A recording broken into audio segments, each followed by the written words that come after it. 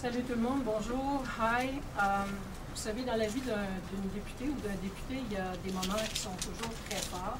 Un de ces moments-là, autre que son élection, évidemment, il y a le fait de pouvoir présenter des projets de loi concernant des domaines qui les intéressent.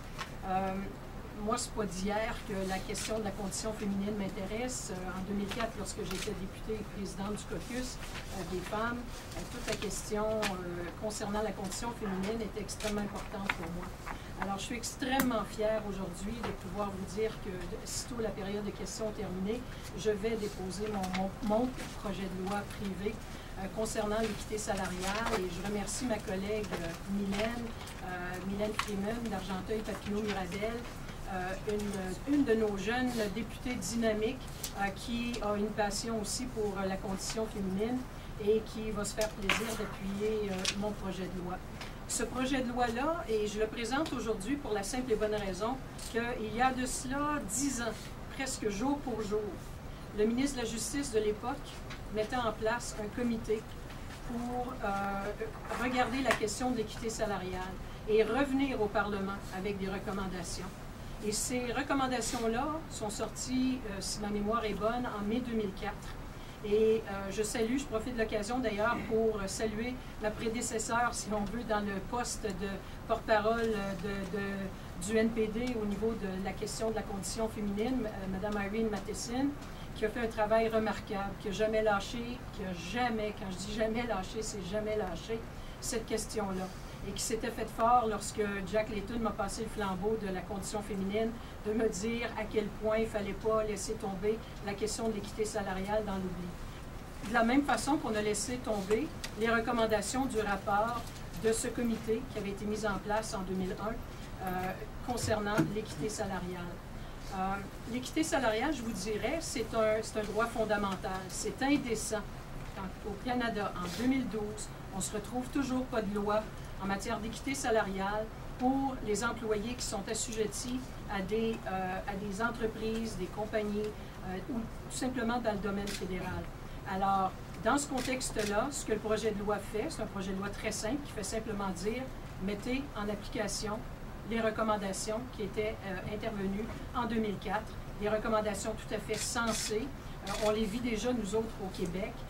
Et je pense que, nonobstant certaines difficultés, des fois en cours de route, c'est pas la chose la plus facile d'établir à travail équivalent, salaire égal. C'est pas nécessairement toujours la chose la plus facile, mais c'est pas parce que quelque chose est difficile qu'on ne doit pas s'en occuper. Alors, j'espère qu'on saura obtenir l'appui de tous nos collègues de la Chambre, parce que vous savez, quand on dit on croit dans la condition féminine, on croit dans l'égalité homme-femme, ça devrait être plus qu'un slogan, ça devrait aussi se vérifier dans les faits. So, briefly in English, I'm very proud as the official opposition critic on status of women to present today my pay equity bill. When I say my pay equity bill, it's a bit exaggerated because there's so many people who worked on that, starting with Irene Matheson, who used to be the critic on status of women for the NDP, and who in a relentless way, never stopped pushing for pay equity.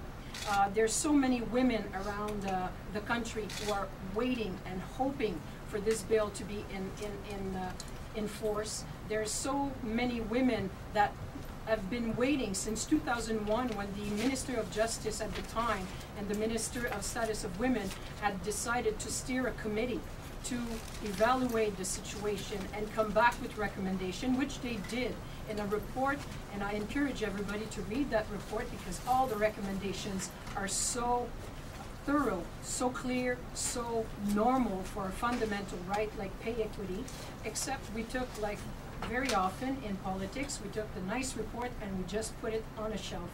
And meanwhile, that human right, that fundamental right is still not in force. So hopefully with that bill, if it can get support from all party lines, well, that would force the government to act on pay equity.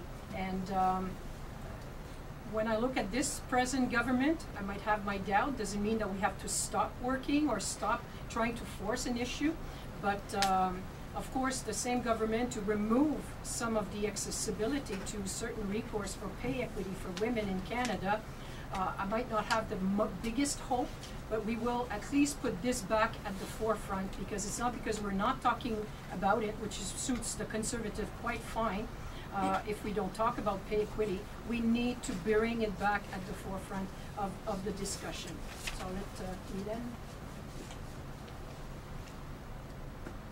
Thank you, Françoise. Thank you for coming out today, and I'd also like to take a moment to thank Irene Matheson for introducing this bill in previous parliaments, and Françoise for reintroducing it with force again today. Les néo-démocrates et les femmes canadiennes demandent des changements depuis plus d'une décennie. Le projet de loi que nous déposons aujourd'hui n'a rien de nouveau.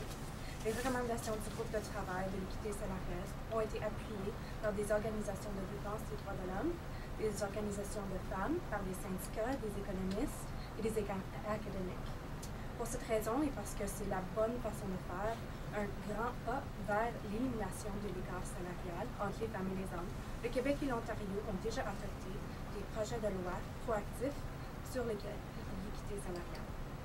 Au fédéral, autant les conservateurs que les libéraux ont entravé le progrès de l'équité salariale. J'ai cependant espoir, comme ma collègue Françoise, que mes collègues de tous les partis vont enfin se rendre à l'évidence et voteront pour ce projet de loi. Today, women make up about 50% of the labor force, and yet we still earn 72 cents on the dollar that every man makes. And this has been the case since the 1970s. But more women with children make about half of what men earn. We recognize the value of our labor is worth just as much as men's. Yet, work traditionally done by women is still underpaid. Nobody believes that women should be paid less than men, but these numbers prove that awareness isn't enough. The Pay Equity Task Force showed us in 2004, almost 10 years ago, that equality is not possible without a change in the law. The federal government is in the position to take action to ensure that equal pay for equal value work is established at the moment that wages are set. For the sake of fundamental human rights, and that is that equal pay for equal value work is a fundamental human right and not a negotiable right, it is time to bring Canada into the 21st century. Les néo-démocrates comprennent que ce qui est bon pour les femmes est bon pour la santé de l'économie dans son ensemble. Comme je l'ai dit plus tôt, les femmes représentent la moitié des travailleurs au Canada, mais les statistiques montrent qu'elles sont surreprésentées chez les travailleurs à temps partiel et chez les travailleurs à bas salaire. La conséquence prévisible est que les femmes sont plus susceptibles de succomber à la pauvreté. D'ailleurs, 52% des mères monoparentales avec des jeunes enfants vivent sous le seuil de la pauvreté. Si nous ne prenons pas les mesures pour nous assurer que les salaires sont équitables et justes pour les femmes, le Canada en subira les conséquences dans le futur. Éliminer la discrimination salariale est un geste que nous devons faire qui contribuera à une économie et une société viable, ainsi qu'à un pays où les femmes ne sont pas traitées inégalement.